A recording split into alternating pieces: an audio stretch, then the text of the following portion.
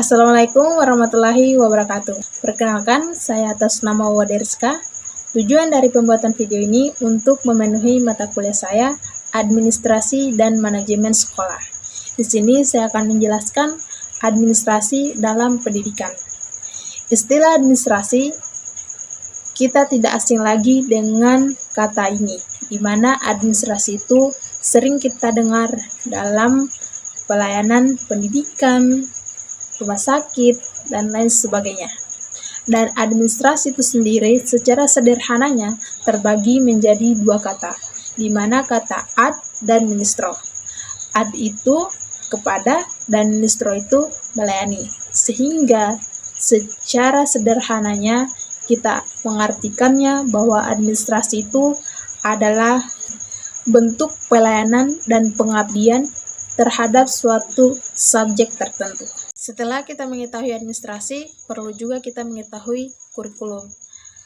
Istilah kurikulum ini tidak asing lagi di telinga kita sebagai pelajar, pendidik, dan lain sebagainya.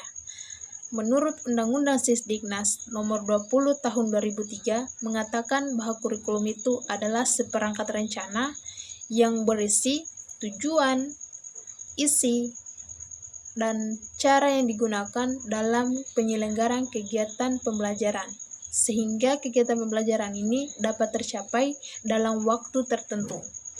Dan mengapa kurikulum itu selalu melakukan perubahan? Salah satunya adalah mengikuti yang namanya perkembangan zaman. Adapun proses-proses dalam administrasi kurikulum. Pertama, perencanaan. Menurut Saidi Harjo mengatakan bahwa perencanaan dalam kurikulum adalah sebuah langkah di mana para perencana mengambil keputusan dalam pengembangan tujuan pembelajaran. Bagaimana pembelajaran itu bisa direalisasikan melalui proses belajar mengajar, dan apakah tujuan tersebut sudah efektif atau sudah tepat untuk digunakan. Kedua, pelaksanaan.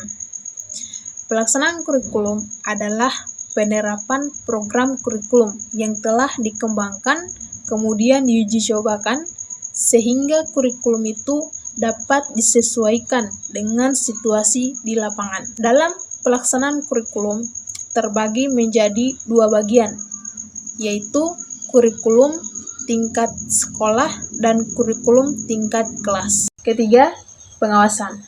Tentunya dalam penerapan kurikulum perlu yang namanya pengawasan.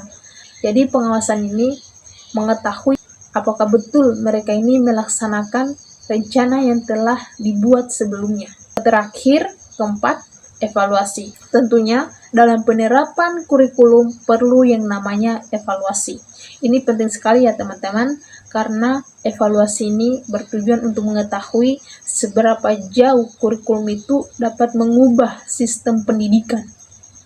Sehingga jika ditemukan sesuatu yang tidak sesuai dengan rencana tadi, maka direalisasikan, diperbaiki.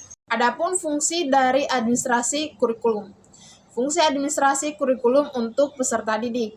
Fungsi administrasi kurikulum untuk kepala sekolah atau pembina sekolah. Fungsi administrasi kurikulum untuk orang tua. Pertama, fungsi administrasi dalam peserta didik terdapat menjadi 5 fungsi. Pertama, fungsi penyesuaian. Kedua, fungsi integrasi. Ketiga, fungsi diferensiasi. Keempat, fungsi penyesuaian. Dan kelima, fungsi pemilihan. Fungsi kurikulum bagi kepala sekolah atau pembina sekolah itu terdapat 3 fungsi. Pertama, sebagai pendoman fungsi supervisi. Kedua, sebagai administrator. Ketiga, sebagai evaluasi belajar. Adapun fungsi administrasi kurikulum bagi orang tua. Orang tua murid dalam memajukan pendidikan sangatlah penting. Maka dari itu, orang tua murid harus mengetahui kurikulum apa yang sedang dijalankan di sekolah. Dengan begitu, mereka berpartisipasi dalam menunjang keberhasilan dalam belajar. Perlu juga kita mengetahui peranan-peranan apa saja yang terdapat dalam administrasi pendidikan.